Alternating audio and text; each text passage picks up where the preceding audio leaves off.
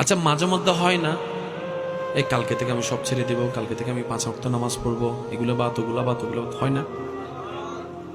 কিন্তু বাস্তবতা দেখা যায় সেটা আর পারা হয়ে উঠে না। সেক্ষেত্রে আমার ছোট্ট একটা পরামর্শ, আগে জিনিসটা একটু বোঝার চেষ্টা করেন। আপনার যখনই মন বলবে যে আমি কালকে থেকে ভালো হয়ে যাব, 5 ওয়াক্ত নামাজ পড়বো, তখন আপনি বুঝে নেবেন আল্লাহর রহমত আপনাকে ডাকতেছে। এটা কিন্তু 2 দিন আগেও আপনার কাছে আসেনি, কিন্তু এখন আসলো কেন? তাহলে আপনাকে বুঝতে হবে এটা আপনার রব আপনাকে ডাকতেছে। মা গাররাকা বিরাব্বিকাল করিম, বান্দা আয়। কারণ রব তো সরাসরি কারোর সাথে কথা বলবে না। রব কি করে? ওই অন্তরের মধ্যে জানাই দেয়, বান্দা মা গাররাকা বিরাব্বিকাল করিম আয়।